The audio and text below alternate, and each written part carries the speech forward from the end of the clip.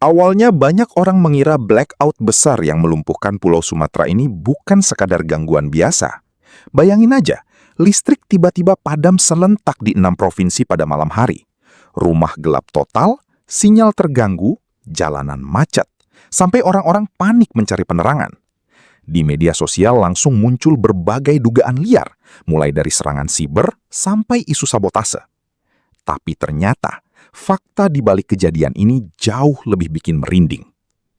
Bareskrim Polri akhirnya turun tangan menyelidiki penyebab blackout yang terjadi Jumat malam 22 Mei 2026 itu. Setelah memeriksa jaringan listrik yang rusak, polisi memastikan tidak ada unsur sabotase ataupun tindakan kriminal.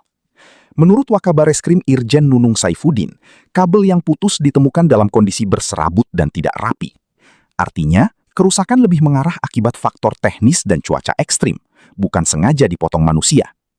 Gangguan pertama muncul di Riau sekitar pukul 18.44 WIB, lalu merembet cepat ke Aceh, Sumatera Utara, Sumatera Barat, Jambi, hingga Lampung.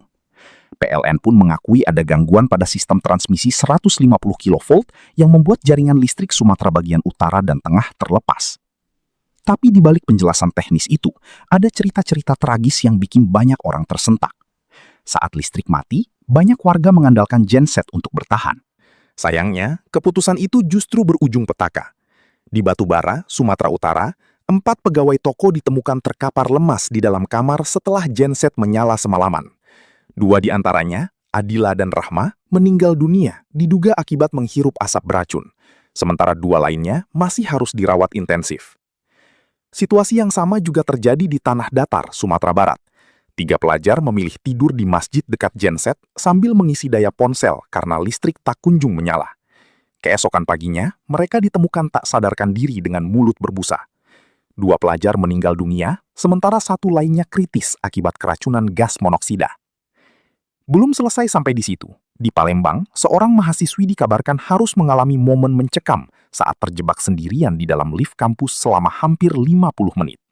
Bayangkan, berada di ruang sempit, gelap gulita, tanpa tahu kapan bantuan datang.